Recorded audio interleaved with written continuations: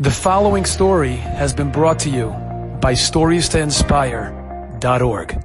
In the old city of Yerushalayim, there was a fellow by the name of Reb Nosson Grossman, a simple Jew, and he was a melecher. He was a milkman. He was a milk delivery guy, a milkman, and he would make his rounds in the city of Yerushalayim with a big, massive, metal container, and he would dole out with his ladle milk to the many different homes in Yerushalayim.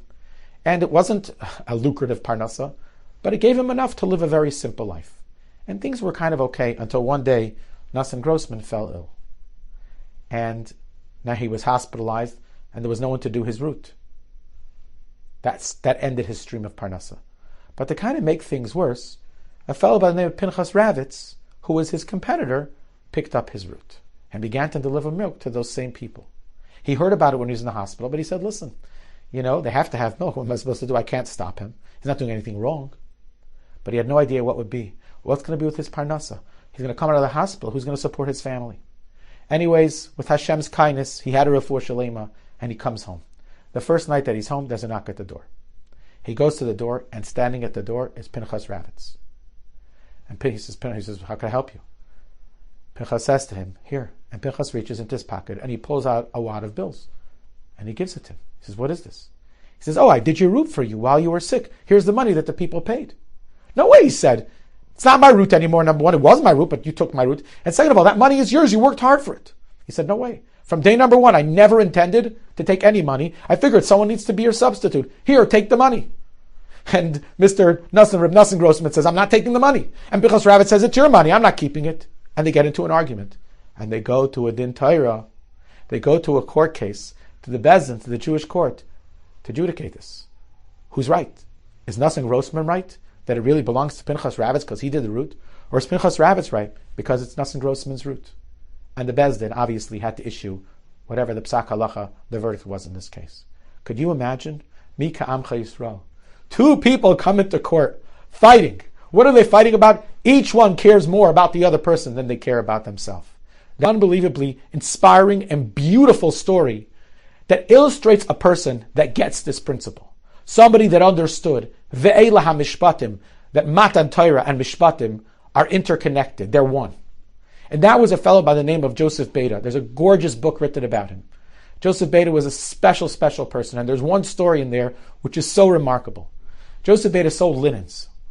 And he had siyata d'shmaya, had a lot of hatzlacha. Early on in his career, he connected with a company, I think in Bentonville, Arkansas, which was the emerging Walmart company.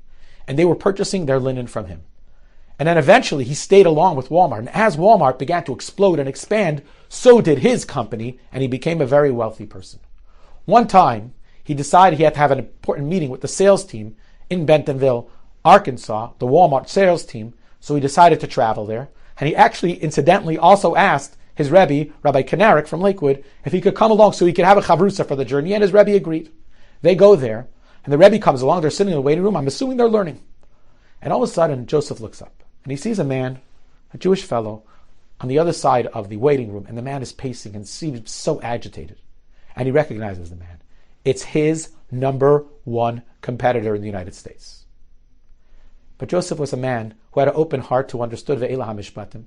And he walks over to this man and he says to him, brother, what's wrong? The fellow says to him, listen, I'd been trying to get an appointment with Walmart to sell my linen to them for so long. And finally they told me I could come today. It seems like there was a misunderstanding. There wasn't a meeting. And during those days, it was closed. You could not get into Walmart. You had to try and try. But it was very difficult to get into the sales department. He says, I came here today. I brought my stuff and everything. I thought that the understanding was I had a meeting, but it seems like there was a misunderstanding. They would talk to me again. Now, whatever it was, I'm here. I came all the way to Arkansas for nothing. And Joseph says to him, don't worry about it. I know people here. And he walks to the sales office and he knocks on the door to the director of the sales department, a fellow by the name of Frank. And he says, Frank, I need a favor.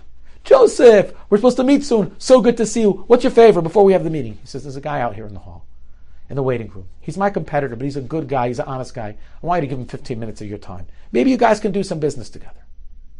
Frank says to him, Joseph, for you, I'll do anything. Tell him he could come in. Joseph goes running out to the waiting room and he says to him, you're not going to believe this. Frank wants to meet with you right now. And he goes, are you serious? But I don't have any of my samples. They're on my cart. Joseph says, don't worry. And him and Rabbi Kanarik ran downstairs to the parking lot to bring up samples from this guy's trunk so that his competitor could meet with the head of the sales department at Walmart. How does a person get to that point? How is it that you're able to get your competitor a possible edge against your company? The answer is because when